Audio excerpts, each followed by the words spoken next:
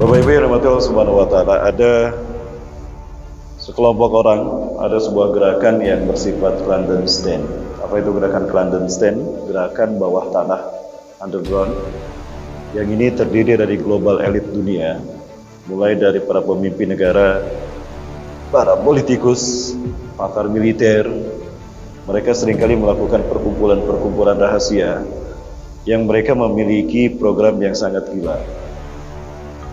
Program gila ini adalah program yang ingin menghabisi umat manusia di dunia.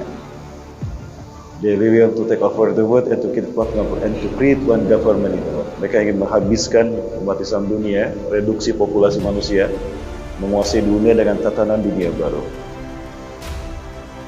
Di antara program untuk mengurangi populasi manusia, itu mereka tujukan bahwa dunia ini sudah tua. Tidak mungkin dunia harus memikul 7 miliar umat manusia. Maka mereka mencoba melakukan upaya mengurangi jumlah penduduk dunia. Mengatur dunia ini bukan urusan manusia, tapi urusan Allah. Namun ada sekelompok orang yang mereka mencoba membuat satu gerakan, satu upaya untuk membuat dunia ada dalam kontrol mereka. Ini ada Nick McCord, ya. Neil McCoy Wood, dia berani mengungkapkan ada pertemuan-pertemuan yang dilakukan dan dihadiri oleh para petinggi dunia. Pertemuan ini bernama World Economic Forum, yang terdiri dari para petinggi-petinggi dan pakar-pakar di dunia. Yang Bapak Ibu saksikan di depan adalah mereka para desain, para sutradara dari upaya menguasai dunia. Mereka ingin meriset peradaban kita sebagaimana keinginan mereka. Ini sang arsitek, Profesor Klaus Schwab, berasal dari Swiss, ya, bersama Bill Gates, yang mencoba untuk menata peradaban akhir zaman ini sebagaimana settingan mereka. Dan ini kita tahu siapa? George Soros, orang terkaya dunia yang pernah ikut andil dalam resesi ekonomi di dunia ini tahun belakangan, tahun 97 ya Bapak Ibu sekalian, 98. Dan ini Pangeran Charles sebagai petinggi di Inggris, Direktur IMF, Bapak Ibu termasuk Sekjen PBB, ya Antonio Guterres, kemudian CEO dari Mastercard, CEO dari Presiden Microsoft, dan juga British Petroleum. Apa yang mereka ingin lakukan? Mereka ingin menguasai dunia.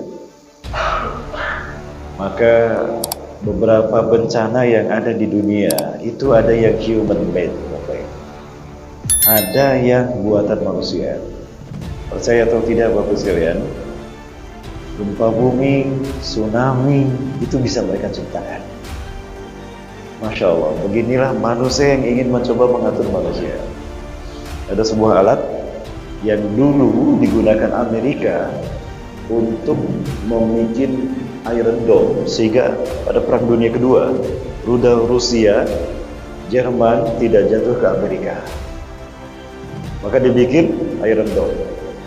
Hari ini alat ini direkayasa sedemikian rupa sehingga memiliki banyak fungsi. Weather control, mengontrol cuaca, menciptakan gempa bumi, dan menciptakan tsunami. 2004 tsunami Aceh, kami curiga. Kecurigaan kami itu human made. Kok bisa human made? Banyak data yang kami dapatkan di sana. Sebelum terjadi gempa, seorang saksi hidup di Melaboh itu dia menyaksikan ada ledakan dahsyat di tengah laut, kemudian membentuk cendawan. Nah, seperti itu adalah ciri dari bom nuklir yang mengandung high explosive TNT, kemudian juga plutonium, masalah, atau uranium. Dahsyat luar biasa. Bapak Ibu dan Matius Subhanahu, semua ini merupakan bagian dari mereka yang ingin menguasai dunia. Ya. Resesi dan bencana inilah yang pada akhirnya akan mereduksi jumlah populasi umat manusia di dunia, lalu kemudian mereka gantikan dengan orang-orang yang terpilih, Bapak Ibu. Dan nampaknya agak berat saya untuk membahas masalah ini karena memang berkaitan dengan kebijakan di beberapa negara. Di antara mereka mencoba menanam chip pada tubuh manusia. Yang chip ini bisa diinjeksi ke dalam tubuh kita. Ketika chip ini ada berada pada tubuh kita, maka kita dikendalikan oleh mereka. Ada sebuah perusahaan besar, mereka sudah menanamkan chip di karyawannya, sehingga ketika karyawan datang cukup begini saja. Maka semua data karyawan tadi ada di komputer mereka. Kontrol populasi. Hari ini kita sedang dihadapkan pada hal semacam itu, maka nyaris tidak ada yang tidak mereka ketahui dari apa yang kita lakukan. Dimanapun kita berada, mereka bisa tahu apa yang kita lakukan. Sampai ada satu pertemuan saya dengan seorang tokoh di Jawa Barat. Ustaz, saya dibawa oleh seorang petinggi militer di negara kita ini. Dia mengajak saya untuk berangkat ke satu tempat. Kami olahraga naik gunung. Sampai di puncak gunung, dia mengeluarkan alat. Alat ini yang kami bisa gunakan untuk mengetahui apapun yang dilakukan di dunia. Ini tombol untuk luar negeri, ini tombol untuk dalam negeri. Ustaz mau tahu kegiatan yang mau di mana? Di Amerika. Nih, saya celikan ke channel ini ke Gedung Putih. Dengarkan. Subhanallah. Kemudian diskusi kami dengan beberapa pakar IT, mereka memberikan satu situs pada saat itu. Dengan alat ini kita tahu apa yang dilakukan oleh orang-orang di dunia. Ya, diklik alamat rumah saya masukkan, klik daerah di mana rumah saya berada, itu bisa dilihat atapnya rumah kita tuh bisa tahu. Berapa orang yang ada di sana mereka bisa tahu.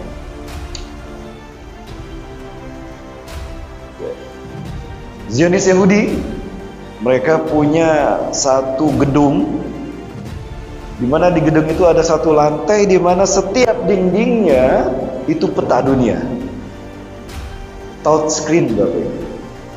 Dan itu terhubung dengan internet, akses internet 24 jam. Mereka klik Indonesia, pulau-pulau di Indonesia. Mereka sentuh Pulau Jawa, klik Jawa Barat, Jawa Tengah, Jawa Timur. Mereka klik Pulau Jawa Barat, Kota Bandung, semua data lengkap. Nyaris tidak ada yang mereka tidak tahu dari kita. Baik Bapak Ibu dan Bapak Subhanahu wa Ta'ala. Nah, hal semacam ini merupakan bagian dari kondisi umat akhir zaman. Kita berhadapan dengan satu gerakan untuk menguasai dunia. Namun begitu mudah bagi Allah untuk menghabisinya, Bapak Ibu. Apa itu? Dicabut saja teknologi, hancur tipu daya mereka. Subhanallah. Inilah yang Allah firmankan, a'udzubillahi minasyaitonir rajim, wa makaru wa makarallah wallahu khairul makirin. Mereka membuat makar, Allah membuat makar. Sebaik-baik makar tipu daya adalah tipu daya Allah Azza wa Jalla. Amin, amin, amin. Bapak Ibu dan Allah Subhanahu wa Ta'ala. Wala yazaluna yuqatilunakum hatta yaruddukum an dinikum in istata'u. Sayang sekali Bapak Ibu sekalian Allah. Kami tidak bisa berbuat banyak. Karena kami tidak punya kekuasaan. Kami hanya rakyat sipil. Namun ini merupakan bagian dari perjuangan umat akhir zaman yang luar biasa, kata Rasulullah. Ya, bahkan reputasinya bisa mengalahkan reputasi jihad-jihad sebelumnya. Maka tidak salah kalau perjuangan di akhir zaman ini banyak diinginkan oleh para nabi dan rasul. Semua nabi dan rasul meminta kepada Allah, ya Allah, hidupkan kami di akhir zaman, tangguhkan ajal kami sampai mereka dihidupkan. Umat Rasulullah SAW. Kenapa? Saking mulianya jihad di akhir zaman ini.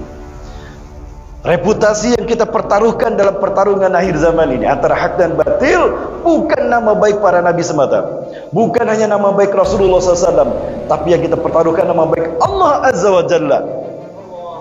Kenapa demikian? Yang kita hadapi langsung sang kampion kesesatan, iblis dan dajjal, Bapak Ibu. Terbayang tidak? maka betapa dahsyat Allah berikan pahala kepada mereka yang berjuang di akhir zaman.